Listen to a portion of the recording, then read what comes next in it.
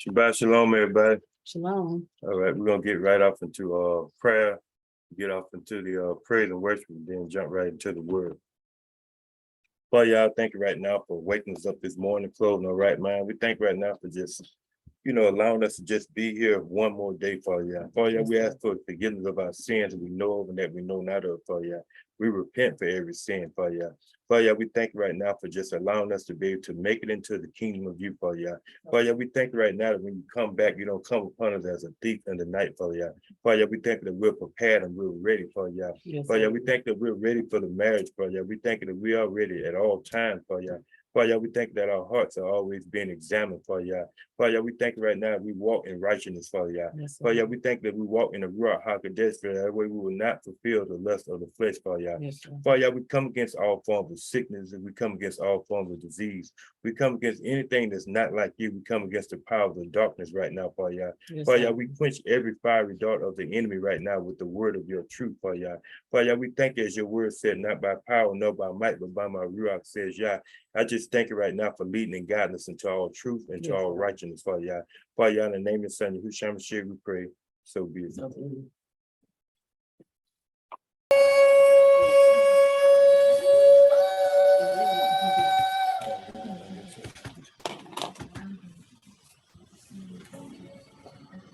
All right, we're back. Shabbat shalom again to everybody. Gonna get right off into the word. We're gonna be dealing with many are called, but few are chosen. And to deal with this, you have to be honest with the work that you're doing. Like, though the Most High have called you, have you got in position to actually be chosen? Because a lot of people have been called, but they're not actually functioning in the area where the Most High can actually choose them. Because a lot of people are just saying, okay, look, I've been called, but I'm not really taking the calling serious. So if you've been called and you're not taking the calling serious, how can you be chosen? And we're not going to deal with, a lot of, we're not going to go left with the predestination and everything. We're going to look at the concept of actually being a good steward over what the Most High has called you to do. And so we're going to jump right into the word. We're going to look at Romans 1:16 first, and then we're going to kind of go from there and build off of that. Romans chapter 1, verse 16. For I am not ashamed of the Basor of Mashiach, for it is the power of Yah into salvation to everyone that believes, to the Yehudi first and also to the Greek. Okay, so it say to the Yehudi first and also to the Greek. So he's calling everybody that's going to listen. So it's not no situation where it's just us. We must be a light. And until all the actual Gentiles come in, which we would say the Greek, then, like we're going to be blind. And so we want them to come in so that the rest of our people can wake up. And so the way we're going to look at this right here, we'll say, okay, look, if the Most High is calling everybody, then everybody is without excuse. It's like you just have to actually heed the actual calling. Like salvation is offered. Like he died for everybody. The Mashiach died so that you can have salvation. He didn't die just for us. At this point when he came, he died, and we have to be a light unto the world. We have to be the salt unto the earth. We'll go to the next one, which is it'll be Romans. We can start in Romans 8. We'll go to Romans chapter 8, starting at the 28th verse.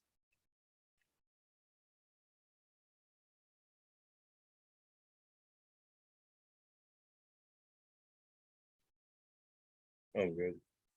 Good. Romans 8:28. Yeah.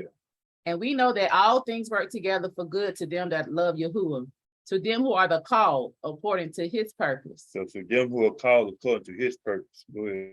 For whom he did foreknow, he also did predetermine to be conformed to the image of his son, that he may be the firstborn among many brethren. Moreover, whom he did predetermine, them he also called, and whom he called, them he also justified, and whom he justified, them he also glorified. Okay, stopping right there. I'm not going to go there, but in Jeremiah chapter 1, 4 and 5, he begins to tell Jeremiah, when you was in the belly, he said, I knew thee prior. I already knew you in the beginning. I already knew thee. I already ordained you in the beginning as a prophet unto many nations. So if I done this then, this is the thing why we can't get focused or defocused, and I would say sidetracked by people. Because for one thing, when the Most High calls you, the first thing, if you've been called to something, I mean, you got to leave what you wasn't anymore. Like, we don't remember where we were when we were in the actual Ruach form. We don't remember none of that. We don't remember our life prior to this. I'm saying life just to use these words lightly. We don't remember the part we played prior to coming into this world, into existence. So we have to think about whatever was going on before you was called has to stop. I mean, that's why I say old things have passed away. Now all things must become new. You must become a new creature. This is how you stick to a calling. A calling is different. You're going to be looked upon as funny, and people are going to say you're acting funny and you change. All these things are true. You're supposed to change. How can you be called to something if you don't change?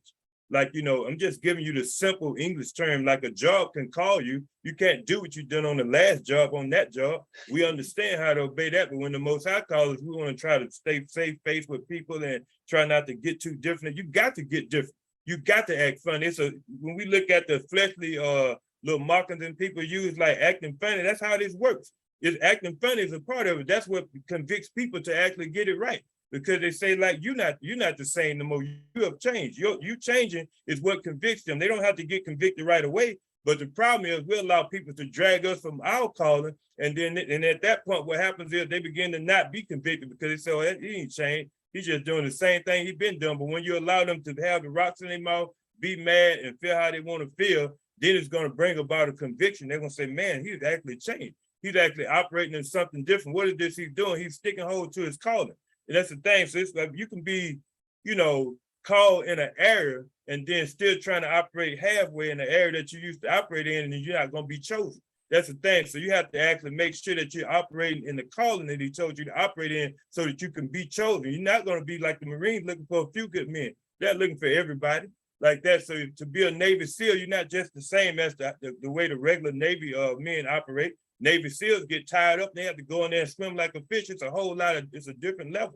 And so if you're going to operate in great level for the Most High, you have to show him that you're trying to abide in the calling which he called you to abide in, not do what you think is supposed to be right in the eyes of the flesh. That's not how that works. When you have a calling, you are deemed to be funny, different, and to be, you know, I guess, better than or whatever like that. But it's not you trying to be better than. The Most High called you to perfection.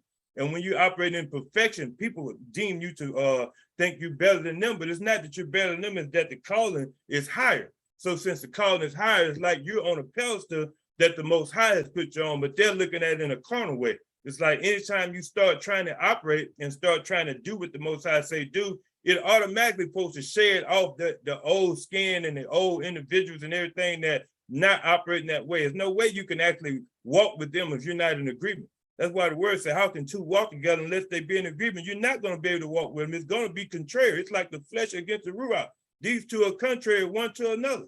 It's like one wanting to pull this way and the other wanting to pull that way. It's just like your body wanting to have something it's not supposed to have, but you tell it, no, it can't have it. Same thing. The carnal people saying, go this way. And you saying, no, I'm not going this way. I'm going this way. It's the same struggle. It's going to go on. And this is what it takes to actually abide in the calling and actually be chosen by Yah. He's not going to choose you if you're halfway doing the calling. And so it's like, you know, many are called, but few are chosen. It's the message. So how can you be chosen by Yah if you're not even operating in the calling that he wants you to operate in? It's like we have to think about this. Like you have to actually study to show yourself approved under Yah. You have to do a lot of work in the background. A whole lot of work is prepared for movies, for anything that you're doing. It doesn't just happen. You have to do things to get prepared. And if you do nothing to get prepared, it will show up. The Most High sees, hey, look, his joke ain't done anything. I can't even get him to read one scripture. And yet he's trying to operate, you know, telling somebody you're trying to have a debate and you don't even read the Bible. Like have these folks, you know, just wanting to argue with one another. It's just the ruach of confusion. And Yah say he's not the ruach of confusion. He's not the author of confusion. And so he brings us into shalom, not confusion. In order to operate in shalom, you have to operate in the calling the Most High called you to operate in. There's a level of shalom that you can have. It's kind of like when the storm came, when the Mashiach was asleep. Everybody else was going crazy, but he wouldn't worry because he had faith. That's why he told him, oh, ye of little faith. You know what I'm saying? You know, how long must I suffer with you? Like that. So it's like, we have to look at this and say, okay, when things are going crazy around us, that's a shalom that the Most High brings us. If we're in our calling, if you're in the right place, you don't have nothing to worry about because there'll be an inner shalom inside of you that'll quiet you in the midst of every storm that's going on. It don't mean that you don't realize the storm is happening. It's not really trying to get on your nerve. It means that you know it's going to be taken care of. You know it's going to be okay. It goes back to Shadrach, Meshach, and Abednego. Let me go back to them and say, even if we die, we know he's able to save us from this fire. So it's like you have to be committed all the way unto death. That's it. That's why Paul began to say to be absent from the body is to be present with the Most High. So it's like he's not worried about what happened in his flesh. He's fearing him that can destroy the body and the soul, not just things that can destroy the flesh. So when you get that fear out the way, you can abide in your calling. And when you get the pride out the way, you can abide in your calling, because you'll see certain scripture we'll go to where ones are trying to operate in other ones' calling. And the Most High is not going, that's a fraud. He's not trying to honor people that's operating fraudulent and pretending and stuff like that. You don't have to pretend. When you call by the Most High, operate in the calling that he called you to operate in, and then the pretending will stop. You don't have to worry about trying to be something for somebody different. Just be who the Most High called you to be. 31. Yeah. Right. 31. Romans 8:31. Mm-hmm. What shall we then say to these things? If Yah be for us, who can be against us? He that spared not his own son, but delivered him up for us all, how shall he not with him also freely give us all things? Who shall lay anything to the charge of Yahuwah's elect? It is Yah that justifies. See that say elect. That's when you know you've been chosen. If you haven't made it to the elect status, then it's like, you haven't been chosen. You just only been called. Many are called, but few are chosen. Go ahead. Who is he that condemns? It is Yahushua HaMashiach that died, yea, rather, that is risen again, who is even at the right hand of Yah, who also makes intercession for us. Who shall separate us from the love of Mashiach? Shall tribulation, or distress, or persecution, or famine, or nakedness, or peril, or sword, as it is written, for your sake we are killed all the day long, we are counted as sheep for the slaughter. Okay, so basically in this case here, just showing that it doesn't matter. Nothing matters. You're abiding in the calling that the Most High called you to abide in. It's the Most High that condemns the Mashiach. And it's like everything will work out if you come through the proper order. If you don't come through the proper order, then the confusion starts. But if you're operating in the calling that the Most High told you to operate in, it doesn't matter. Even if you die doing it, there's a better life for you. That's the thing. But we look at the flesh to the point where it has to get to the point where when the Apostle Paul began to say that, I'm ready to go. He say, my departure's at hand. He say, but for your sake, I'll stay here. But he said, I know when I leave to be absent from the battles, to be present with, Mashiach. He said, I knew right then that I was ready. It didn't matter if I die. Whatever they try to do, they could try to kill me or whatever they want to do. It's not going to change anything. I'm still going to do what he said do. And when it gets to that point, then it doesn't matter how things feel. It doesn't matter how you feel in the flesh. Shameness goes away. Any form of pride goes away, because you realize this is not the final destination. And if you realize that, you have to understand, okay, look, if this is not the final destination, where do you want to end up at? You want to end up where the sinner and the unrighteous is, or you want to end up like the apostle said, to be absent from the body is to be present with the Most High. So if you understand that, then distress, tribulation, all that stuff doesn't even harm you. It doesn't even make you flinch at all. You say, look, I still got to abide in the calling that the Most High called me to abide. It doesn't matter if it's hurting me, doesn't matter how I feel. At the end of the day, you got to realize, even if death comes with it, you'll be rewarded. There's a crown of life that's laid up for you. And this is before you doing the work of the Most High. This is why it gets to a point where there's a certain peace that'll come upon you, to the point where it'll have to get to a point where you say, look, I need to make sure those that are after me are taken care of. The loved ones are okay while I'm gone. But I know when I'm gone, I'm okay. It has to get to a point where you say, okay, look, I know that the Most High got me. And so I know that he has me, but make sure you have them. It has to get to a point where you're making sure you take care of your affairs. Like he told Hezekiah, get your house in order. Make sure your house in order so they can be fine. But make sure that when you leave here, that when you open your eyes, that you're in the right place. And that's the thing. It has to get to that point to do the job efficiently. If you can't do that, if it can't get to that point, then you constantly stress, you constantly worry, and you can't let the cares of this world take you away from the calling that the Most High called you to operate in. Excuse me. 37. Nay, in all these things we are more than conquerors through him that loved us. For I am persuaded that neither death, nor life, nor angels, nor principalities, nor powers, nor things present, nor things to come, nor height, nor depth, nor any other creature shall be able to separate us from the love of Yah, which is in Mashiach Yahushua our Adonai. So he said nothing, no demons, angels, no anything. There's nothing that can happen. People, ideas. There's nothing that can stop you from actually operating in Mashiach and doing the work which you've been called to do. It's like nothing should get in your way. This leaves you without excuse. It doesn't matter. They've named just about everything. They named famine, nakedness, peril, sword. Everything has been named that can stop you. That they're saying, look, it's not going to stop us. And if it comes, we're going to actually minister through it.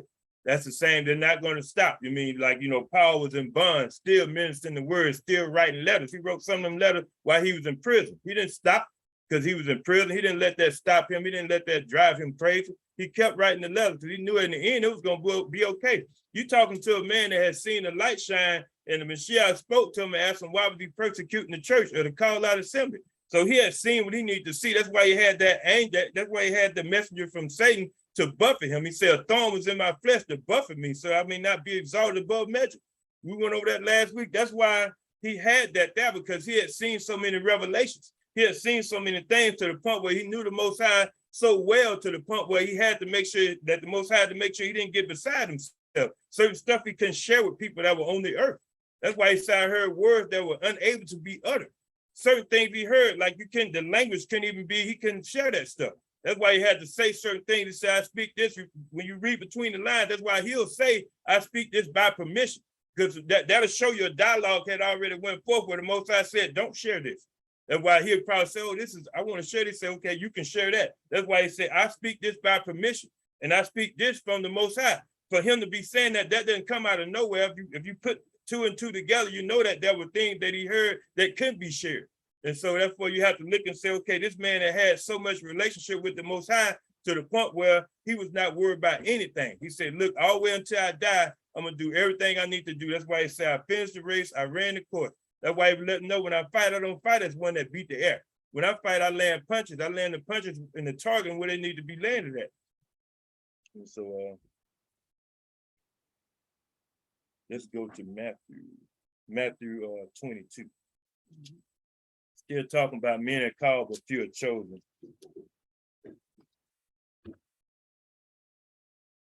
You go ahead. Matthew 22, verse 1. And Yahushua answered and spoke unto them again by parables and said, the kingdom of Yahuwah is like unto a certain king, which made a marriage for his son, and sent forth his servants to call them that were bidden to the wedding. And they would not come. Again, he sent forth other servants, saying, tell them which are bidden, behold, I prepared my dinner, my oxen and my fatlings are killed, and all things are ready, come into the marriage. But they made light of it and went their ways, one to his farm, another to his merchandise. Okay, where'd you step up there? Right. Okay, so basically when you understand this, you have to understand royalty to understand this parable. That's why he compared it to the kingdom of Yahuwah versus a king. And everything back then, they understood royalty. They understood what it was to be royal and the respect you would have for royalty. So when this actual invitation is being extended, it's showing you that it's extended to people are not just taking this lightly. You know, if you go back into the days, you remember during times with kings and queens and everything, it was an honor and a privilege to come somewhere to be in their presence. It wasn't, and you couldn't even just come in the presence of kings unless you were invited back then. Like that's why that was accepted that the king had to stand out. If he didn't extend it out, it was probably off with your head at that point. And so go ahead. You can go to first. Well, I'll just quote that. Okay. So in 1 Peter 4:18, we talking about if the righteous scarcely be saved, and what would be the sinner and the and those that are without Yah. In the King James it'll say the ungodly. So if the righteous scarcely be saved. So we're talking about the righteous, if they scarcely be saved. This is why you have to realize the importance of many are called but few are chosen. There's a fight to actually stay in this race. It's a constant fight to stay in this race. So when we're dealing with the righteous, it goes back to the Most High saying, unless no flesh be saved, I had to shorten the days. So it's like it had to show you that if the righteous scarcely be saved. So we're actually going to scarcely be saved. It's like everybody's not going to come in that's saying they're righteous. So just think about the world. That's why it tells you, love not the world, neither the things they're in. So if it's saying the righteous scarcely being saved, we're not supposed to be influenced by the world, neither the things that are in the world. Those that love the world are enemy to Yah. And so, and because he knows how the world can take you away from him, the world itself is another idol. The world itself is a false Elohim. It's actually set up to get you to worship it and to get you to follow its ways. The world itself operates in the flesh. It doesn't operate in the ruach. And that's the reason why the Most High doesn't want you to be attached to the actual world in general. He wants you to be in this world and do what you got to do, but realize that you're not of this world. And a lot of people are operating like they're of the world, trying to attach everything that the world has to them, accepting everything that the world wants them to accept, and just being force-fed with every idea it comes up with. And this is what we have to realize. We have to operate and function like we're not from here, like we're really aliens operating in this foreign land. Right, 6. Yeah. Matthew 22:6. And the remnant took his servants and entreated them spitefully and slew them. But when the king heard thereof, he was wroth and sent forth his armies and destroyed those murderers and burnt up their city. Then said he to his servants, the wedding is ready, but they which were bidden were not worthy. Go ye therefore into the highways, and as many as ye shall find, bid to the marriage. Okay, so therefore, as many as you can find, bid to the marriage. This is the thing, you're going to be bidded to the marriage, but are you worthy to be there? Are you dressed properly? Are you actually, do you have your spiritual attire on? Are you ready? Are you actually conformed to the way you need to conduct yourself to be at this marriage? Like a lot of people are not even prepared to actually sit at the table of Yah. Like a lot of people have been there for so long. It's like you're saying, I've been saved for so long, but you're not, there's no change, there's no difference. It's like he allowed you to come to the table and it's like you came half dressed. You came not ready. You came like you were not coming to a wedding. It's like you came like you wanted to come. That's the same thing we're doing now. We want to do it our way. We want to operate in the form in which we want to operate in and just stamp on the name of Yahuwah and the name of the Mashiach on it. And you can't do that. You have to be dressed properly for this. You have to have the proper attire. You have to have the proper armor. This is why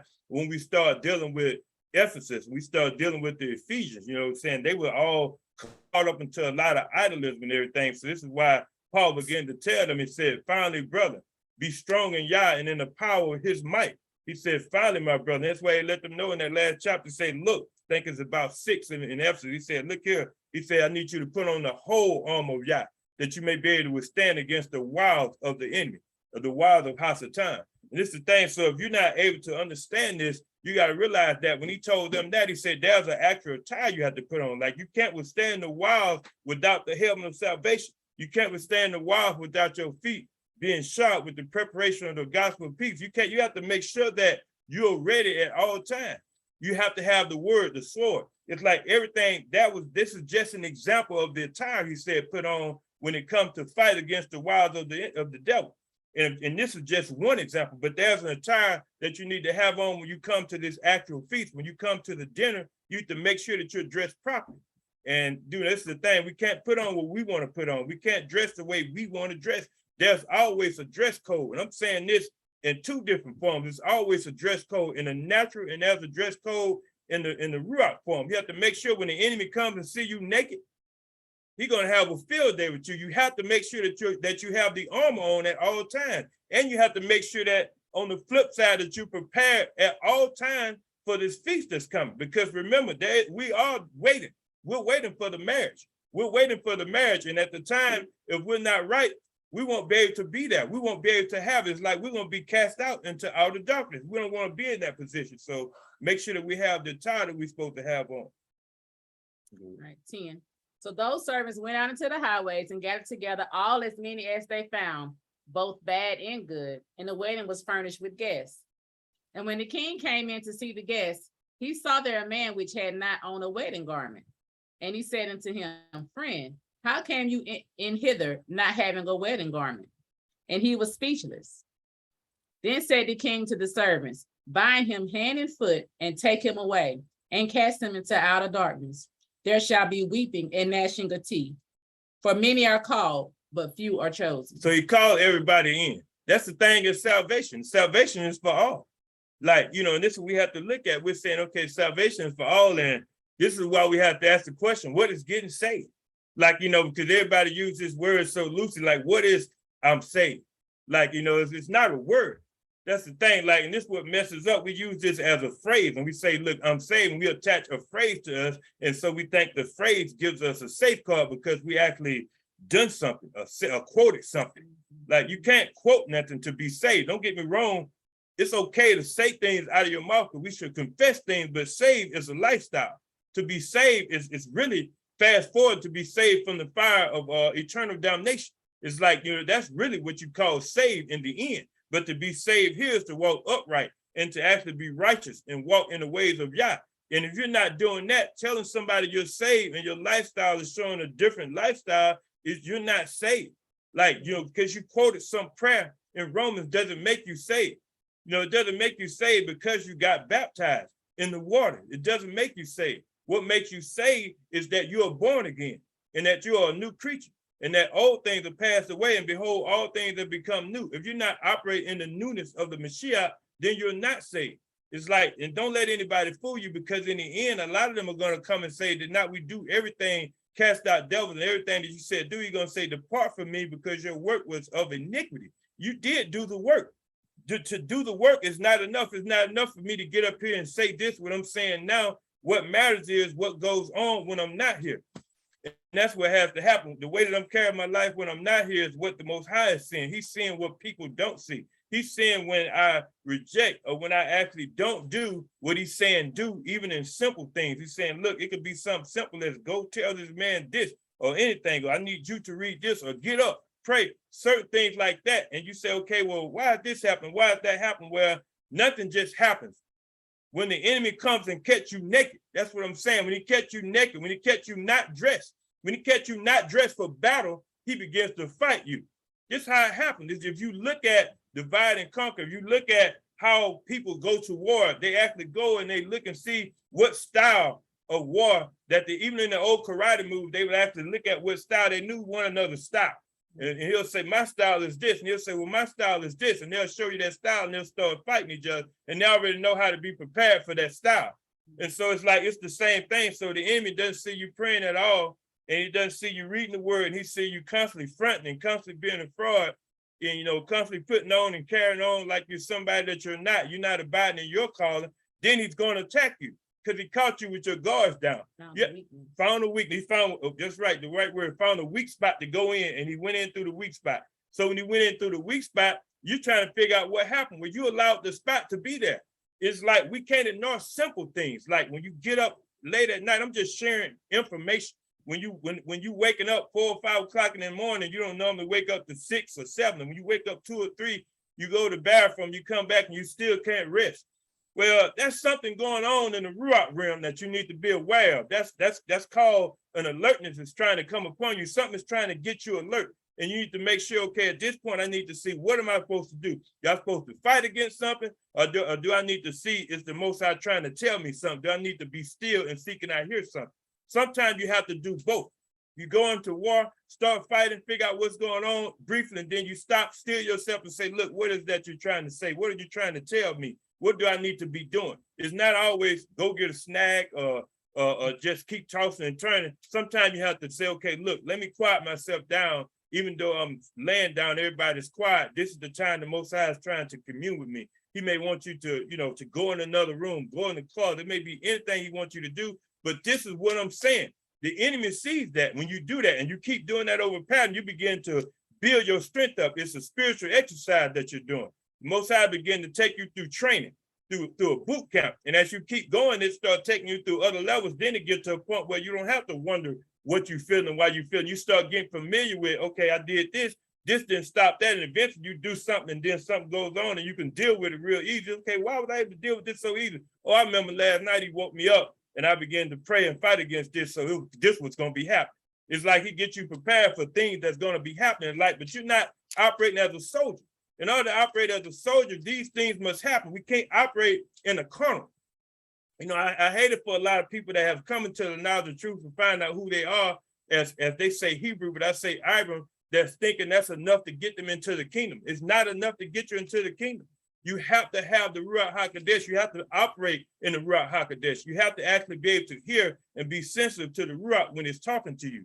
If you can't hear the Ruach of truth, then you're going to lose the battle every time, because the enemy is always looking for a weak spot. He's always looking for a way to come in and attack you. no matter which form he can come, he's trying to come in a form. And if you don't realize that you're on the Most High side and that he got you, you'll fall into all forms of stress. You'll get into all forms of doubt. Bitterness will kick in. You'll start, not believing. All kinds of stuff can kick in. You'll say, well, this can't be true. Next thing you know, he done flip you from even believing in the truth because something came upon you, somebody died, or whatever the case may be. We also have to understand we can't control everything. You know what I'm saying? The Most High is not some genie in the bottle waiting on you to pick your 3 wishes. It's like you have to figure out what is his will. If he'll tell you, look, it's my will that they go. Get up. What he told who that was just mourning? It was just Saul mourning. It was Samuel mourning for Saul. He said, what are you mourning for him for? I rejected the kingdom from him. I didn't pick David. Get up from now and stop mourning for him. It's over.